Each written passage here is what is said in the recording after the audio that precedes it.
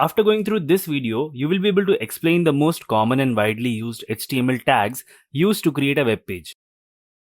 In the previous topic, we briefly learned about HTML tags, elements, and attributes with the help of this HTML code.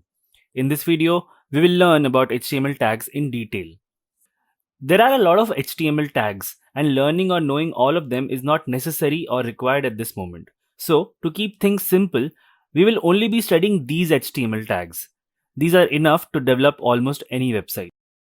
We will start with the headings HTML tag. As the name suggests, headings HTML tags are used to define headings on a web page. The headings tags are of 6 types, that is h1, h2, h3 and so on till h6. h1 HTML tag is for the most important heading and hence it is the biggest in size. And as we proceed to h2, h3 and so on, the size of the heading keeps on decreasing. Let's have a look and compare the size of the headings. Here you can see the h1 heading being the biggest in the size, and as we move down from h2 to h6, the size of the heading keeps on decreasing, with h6 being the smallest in size. Now, the next most oftenly used HTML tag is the paragraph tag or p tag. This is used to define a paragraph on a web page. Suppose we have multiple paragraphs in our web page content. In such cases, we use these p tags to define paragraphs like this.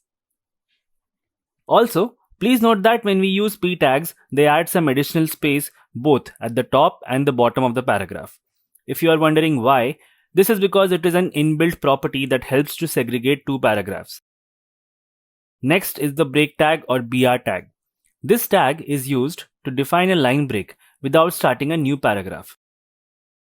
For example, if we wanted to add multiple line breaks in this line, we will add break tags here and here like this. Let's look at the response on the web page now. You can clearly see that the line breaks where we have inserted line breaks. Also, we have studied earlier, break tags are self-closing tags. You don't need to add a closing tag for such HTML tags. Next, we will consider the horizontal rule tag or HR tag. These HTML tags are used to create a horizontal line on a web page. Let's say we have this code where we have used the HR tag. Let's see the response on the web page. You can see that the horizontal line gets created from the leftmost point on a new line to the rightmost point. And the preceding content of the web page continues from the next line after the horizontal line. This tag is again a self-closing tag, so we don't need to add a closing tag. Let's move to the next tag, that is the link or anchor tag or A tag. Again, as the name defines, this HTML tag is used to create a hyperlink. A hyperlink is any content, generally text, which links to some other web page. The web page can either be of the same website or of some external website. Let's simplify this with the help of this example. Here, you can see we have href attribute in which we have defined the website's link, and then we have the content that will appear in the web page. This content is linked to the URL which we have defined, and when users will click on this, it will open the link.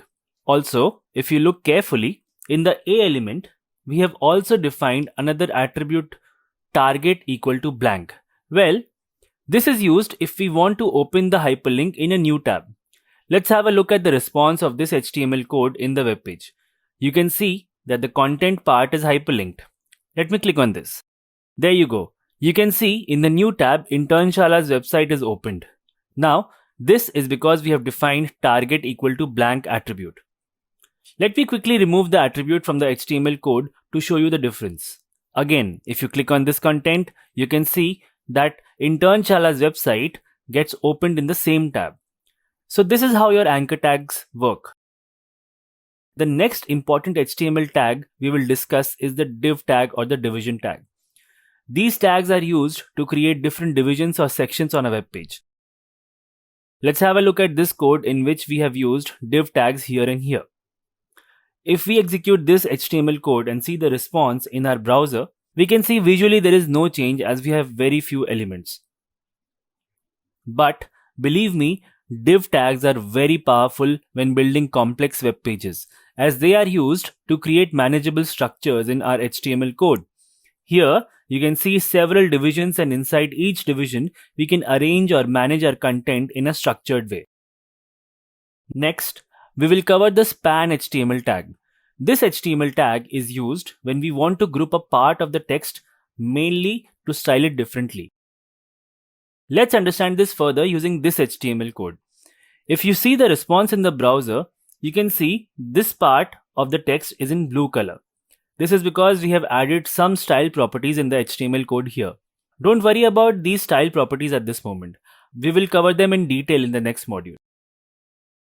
So in this video, we have covered headings tag, paragraph tag, break tag, horizontal rule tag, anchor tag, division tag, and the span tag.